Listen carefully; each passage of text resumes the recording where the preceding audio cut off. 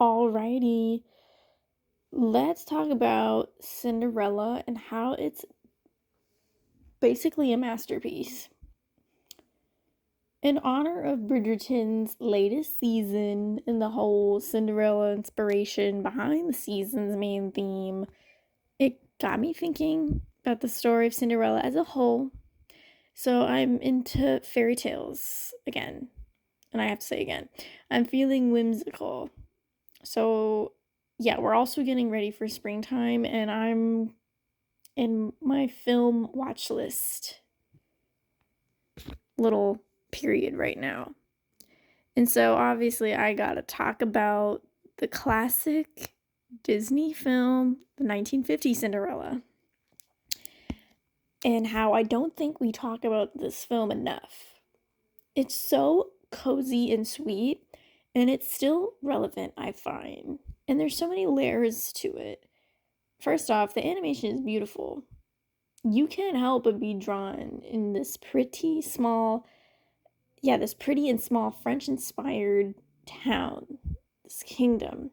When you really think about it, the plot is quite simple, but there's so much to catch while you're watching the film, and especially with the characters. In Cinderella, you realize she had an emotional upbringing, forced to be in a role that she had no control over, but tried to make the best of things. She was not being confrontational. Like, she just didn't want that when she lost both her parents. It's actually really sad of what she'd gone through. And it's just a regular day, right? The king has this ball. That's literally the best possible news she could have gotten. She was praying for. And think about it, she was wishing for some freedom, just some escape, and then literally in a matter of hours, there's a ball at the kingdom where every single eligible girl has to come? Isn't that insanity? Like, if you were in her shoes, wouldn't that be so serendipitous? Her belief, her wishing was paying off. In no way could that have been more perfect for her. To have a night legally obligated for herself to dress up, get ready, have fun, and possibly meet and talk with the prince, a bachelor who's seeing if he might meet a bride, let alone the love of his life. Also, with the opportunity to wear her mother's dress when she never got to, like, it was. You mean to tell me you wouldn't be freaking out? She had a ticket to have the best night and not worry about chores or her step family, who's literally the bane of her existence. Of course, though, her stepmother, who has been jealous of her since she was a literal child, is not going to let that happen. I know. What grown woman is having beef with a child who lost her parents, an orphan who made friends with the animals, specifically mice, and a basset hound? What could you possibly be mad at her for? Or jealous? Like, did you wish that she was your daughter? It's so confusing because in the beginning of the story, it's narrated Lady Tremaine was jealous of her. Oh, for what? Like, how can you be insecure when you're the grown up? You are getting the ring on your finger. Like, at the end of the day, you got the house. Like, you are gonna run the house. You got the deed. Like, you should have been an example and set up all three girls for bridalhood. And because the fact that she was a woman with two daughters already, who met Cinderella's father, a widow, mind you, was she that desperate to marry him? Like, you already knew he had his own child. Were you just always going to ignore her? If yes, then Cinderella's father was an idiot. Why are we not addressing the fact that this man was just so miserable and depressed? He ended up getting gaslighted by a two-faced monster. That's the thing. He didn't even know she was not the greatest person until after he died, really. Like, where is the responsibility, the concern of your daughter's future well being?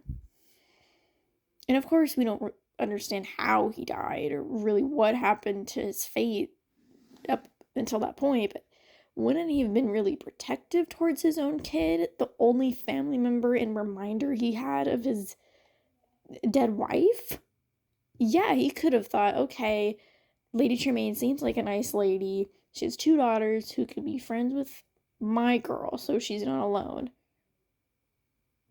But it's just so silly because it's not questioned. Obviously, the way Cinderella was treated, ignored, would have been a sign that maybe she's not happy. It honestly was just a marriage of convenience. And with that, that makes the story even sadder. If you're in Cinderella's position, you grew up knowing your parents loved each other, but tragedy pulled them apart and your life is turned upside down. You end up getting stuck with a mean stepmother and her kids who care less about you. Your father dies and is no longer part of your life. You're even questioning if he was happy at all towards the end of his life. Since, he, let's be real, he was not in love with Lady Tremaine. He was manipulated. She was using him to end up getting this big mansion. Who also, think about it, you get this mansion now where your ex's, your deceased ex's ex-wife, her willow tree is in the backyard. The same tree that Cinderella is talking to daily, grieving, believing her mother's spirit is in there. Cinderella had every right to be angry. If she crashed out, it would be 100% valid. She spent over a decade in this position, remaining a good person, wishing and hoping for just something better to work in her life. That is such a power move that I feel we need to hype up more about. Cinderella had the worst childhood, but she kept her cool. Like, she kept the positivity around toxic people. This family she didn't deserve, but that life threw at her during one of the most vulnerable times of her life. She was stuck in a house, her childhood home, where she lost both her parents. She was cleaning and maintaining it since it was the only thing she had from them.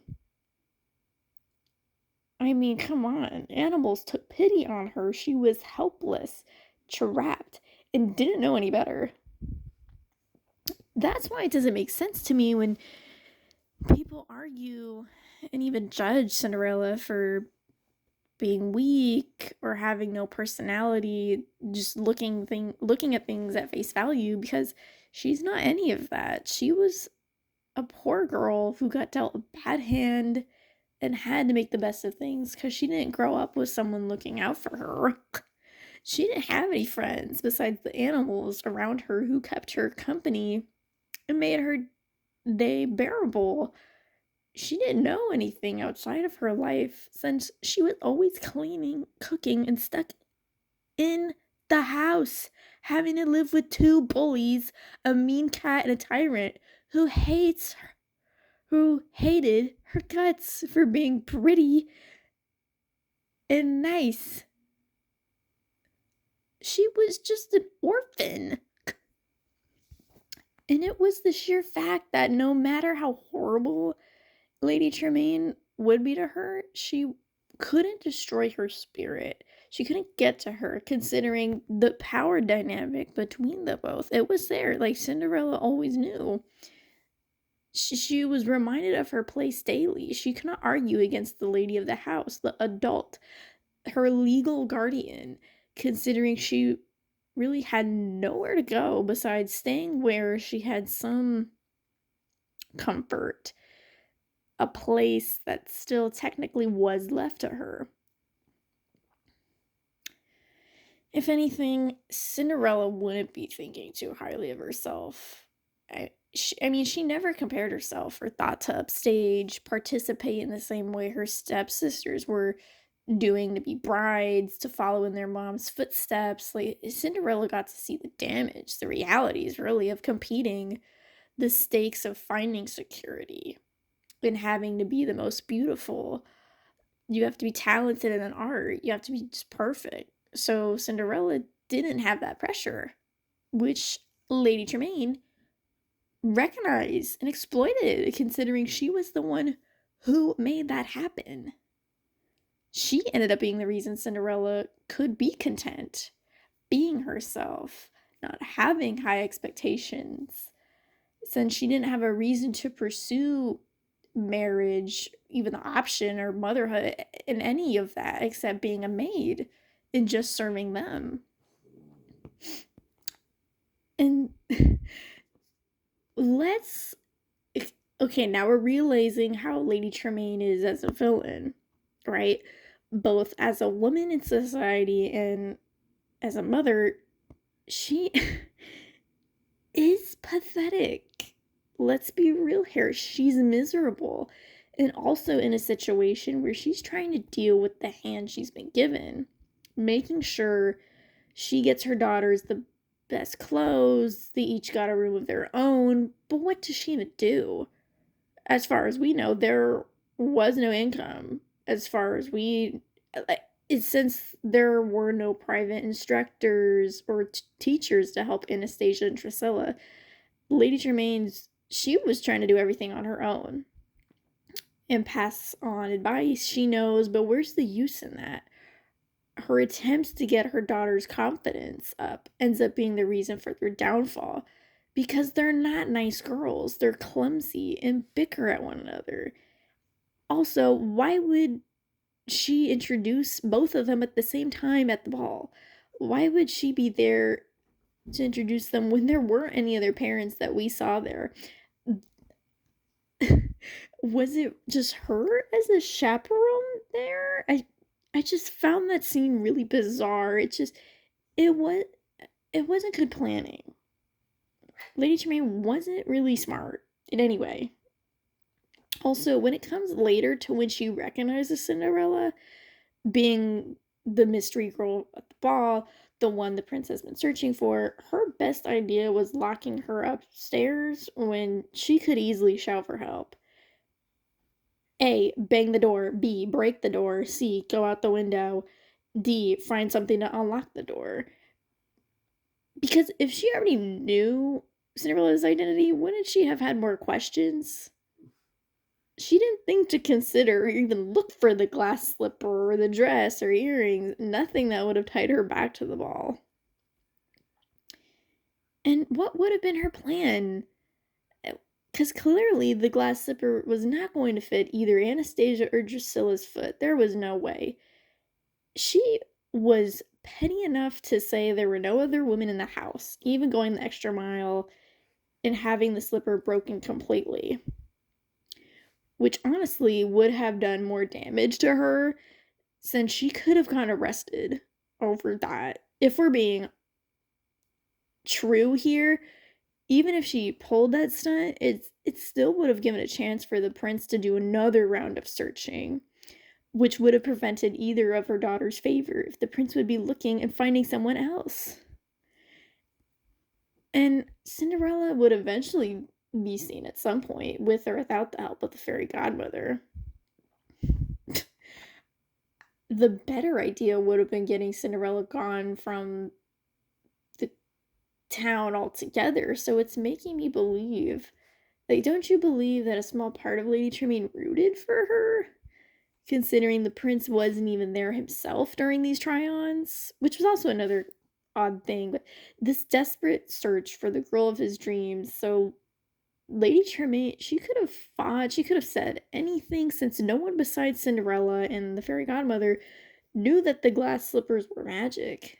The minute she saw Cinderella pull it out and try it, she ultimately just gave up. When she could have argued if she was a witch and there would be no one to question the wiser. But beyond that, she was Also, a mother who had zero confidence in her daughters and getting married, finding a man without pulling strings, and doing whatever necessary to push them. She knows Cinderella has value, beauty, grace, and she's so insecure in her own children, she becomes a bully. Think about it. If you were one of the sisters, wouldn't you be concerned, irritated that your own mom doesn't think you can stand up on your own or think you're pretty enough or just good enough to get a man, no less the prince? Like, that is messed up. You're being pushed to sing and play the flute for what? It was never even brought up to the prince. If there was, we never saw that conversation. There was no chance to show off the talent that they have been spending all this time with. And what's even more crazy is your mom isn't giving you true help. And you're waking up early battling with your sister. It's actually insane, the competition in that household. These four women were all pitted against each other. Really. I mean, Cinderella, she was trying to keep the peace. She was just breathing, cleaning, and she was still the main target. That is no. When Anastasia and Drusilla probably had the worst relationship with each other, the girls were fighting more, especially as they got older, with the same end goal of being desperate to be rich and married. And considering how their mother was creating such a hostile environment, it was such a dog eat dog world. And why bother making your daughters learn the flute or sing when they don't have anywhere to perform? Where was the money for lessons, if there were even? Because when we are watching the story as the audience, the girls are at least 17, 18 years old, I want to say, and they still can't play to save their lives. If you, Lady Tremaine, know one of your kids cannot sing and pretty sure is tone deaf, can't you figure out another skill or hobby that would have worked better than keep on forcing her? I cannot talk. Then keep on forcing her to do the same routine against your other kid by having them work together. It's just, if you know your daughter's bad at playing this instrument, where is it going? Obviously, whoever you're trying to set her up with, unless the man he can't hear, what was the point in all of that? Shouldn't she push for her daughter's success than worry about her stepkid getting all her chores done? Cinderella shouldn't even have been a concern. Also, why would you have her do with the mail? Yeah, and another topic too about Cinderella's I want to get into is the prince and his father. Their dynamic and royalty life. And it's funny and ironic because it does parallel Cinderella's. The prince and Cinderella, they're both only children with role models who control their lives, telling them what to do, this and that. The king is basically, this whole movie is having a midlife crisis. He's a widow too, himself. I mean, since we don't know anything that happened to his wife. And he has a son, the only heir, who he sees is slacking off, not taking things seriously as being next in line. And the king wants to be nothing more than a grandpa. He's ready for that life. It's actually so sad that he wants to be happy again and making sure his son is too and settled down, not having to worry for his future. In a way, he was a better father than Cinderella's because the king could have remarried too. Let's keep that in mind if you think about it. But his priority remained on his son, eventually not tolerating that his kid was wanting to remain a bachelor or just didn't find the opportunity to meet someone. And the prince in this case, that's the thing. He doesn't object to it. He doesn't get angry. He doesn't say that he doesn't care or will always be single. He does what his father tells him to, and attending the ball in his honor, even after meeting basically all the girls in the kingdom. because there's at least an opportunity to meet the love of his life. There's still that little hope. That's the thing. The king didn't force him to one specific family. The girl didn't have to be of a certain status. She didn't have to be royalty. He sat in the back, not making it about him or what he wanted for his son. He didn't share any opinions. He just let his son meet any possible matches. I think we're missing that part. Like, the king was fine with any woman his son would like. He only cared that he found someone and would eventually have kids with, honestly, which was taking the biggest risk, because if his son wasn't able to find someone, not even due to being rebellious, what would have been the chances he was going to find anyone later on? He didn't want his son to end up alone like him.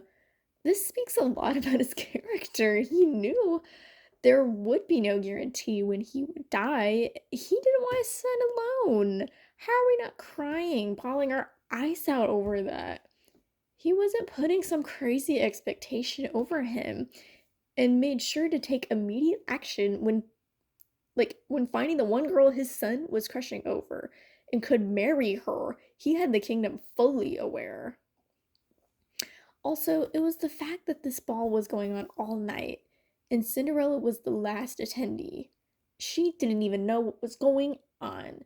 She just ended up walking around, admiring, being out, and feeling her best self. She didn't need to meet the prince, since she was already on that deadline with the spell and all. So, in the prince's view, she was just some girl who technically crashed the party and didn't introduce herself. She was just a perfectly good stranger who didn't know who he was. And wearing glass slippers, that wouldn't that be something you'd catch on immediately? Is that not hardcore?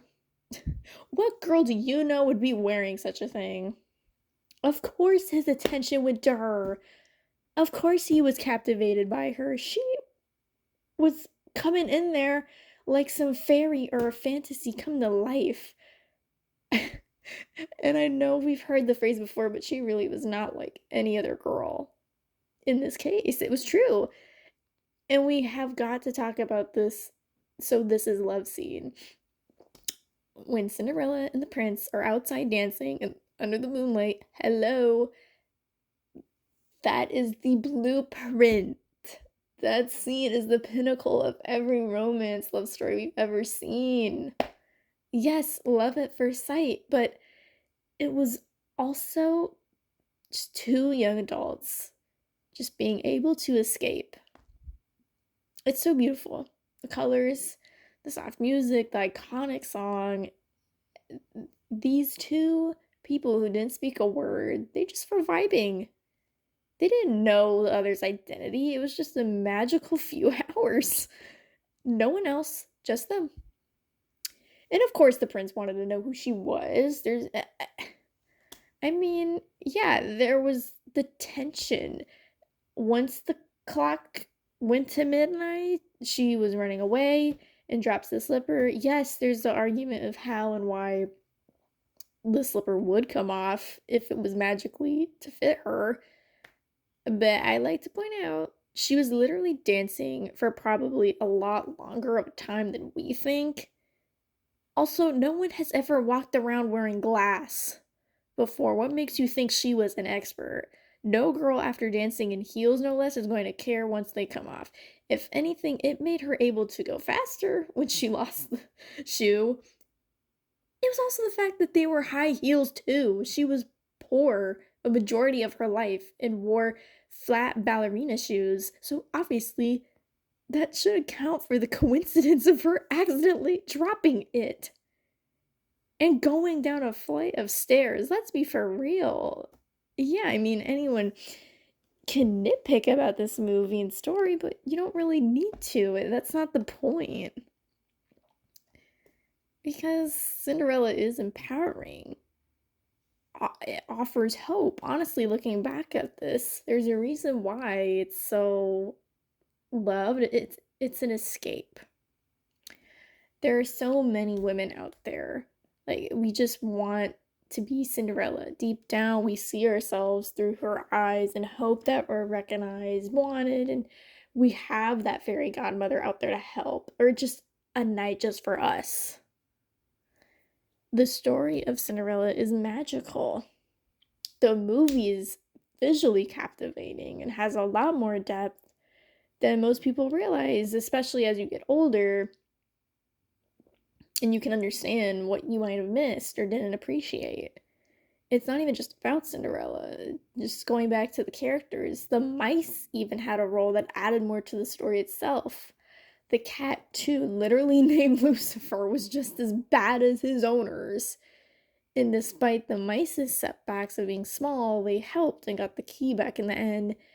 And also with the prince's side, with his father, was something interesting because it was the fact that the king, the father, the paternal father figure, was pushing for a marriage.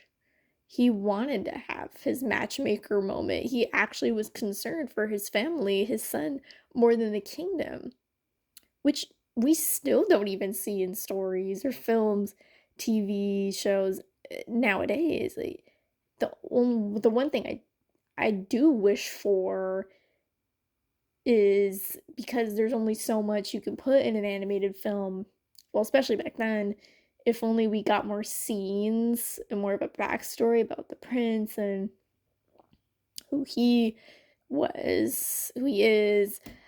That's probably the single issue I have with Cinderella and why it can feel like the romance came out of nowhere, maybe even forgettable, but the prince is still interesting as a character, since we know he fell in love under unusual circumstances. He wasn't really even going after rank, status, or looks, given his whole behavior during the ball. He was literally filled in a room with all the girls in the village. Not He just didn't get the heartstrings going with any of them. So he wasn't easy, and there was the fact that Cinderella had no identity that was known. That made him really think it was just a normal connection outside of his status, outside of him being the prince. It was just that kind of interaction was possible because she was just participating for the sake of being there, not even about winning his affection or posing herself like every other girl. And it was just similar, just both of them, like they were strangers to each other. In Cinderella, she could have been royalty, but he had no clue. So, yeah, I guess that's the thing with Cinderella. And if you haven't seen it in a while, like since you were a kid, then I recommend giving it another watch now if you're older with a new perspective. Or if this is a favorite of yours, then yeah, you and I, we get it. Because there's a lot that can be said and a lot that can be overlooked about this film. It's timeless for a reason. And I think we should really acknowledge that. And we understand why we love Disney films, why there's something about it that is timeless. And yeah, it goes back to Cinderella, the OG, one of the masterpieces of the golden era. That time in animation. And why we're still talking about this story today and seeing it and rooting for it.